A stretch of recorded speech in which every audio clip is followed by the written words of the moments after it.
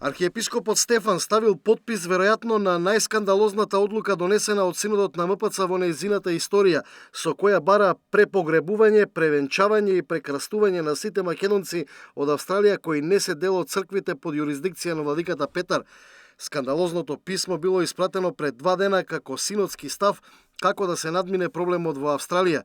За да биде скандалот поголем, Синодот на МПЦ им дава рок од 1 година, заклучно со 30 септември 2016 на сите чии роднини починале да извршат нивно препогребување, на оние кои се венчале да ги повторат црковните церемонии, а на оние кои еднаш се крстени да бидат прекрстени од свештеници кои ќе ги избере Синодот.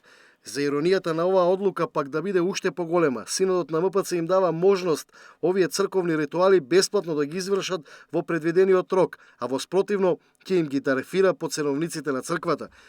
Можеби најскандалозно во оваа синодска одлука, подпишана лично од архиепископот, е крајно понижувачкиот третман кон македонците во Австралија. Тие во писмото се ословуваат како така наречени верници. Ако така наречените верници кои се крстени, венчани или погребани од погоре споменатите расчините свештеници и ѓакони, истите треба повторно да им бидат извршени од легитимни свештеници кои се поставени од надлежен архиереј. Ако во рок од 12 месеци им се извршат светите тајни обреди, истите ќе бидат извршени бесплатно, а по истекот на рокот ќе се извршуваат со уредно плаќање, стои во скандалозната одлука на Синодот на МПЦ, подпишана од поглаварот.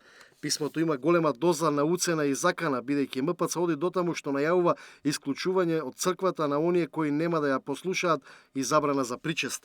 Иако многумина очекуваа конечно решение на децениските проблеми во Австралија, откако пред 2 години Синодот и црковните општини постигнаа согласност, сепак ова одлука на Синодот се поизвестно е дека ќе предизвика најверојатно траен раскол меѓу македонската дијаспора во Австралија.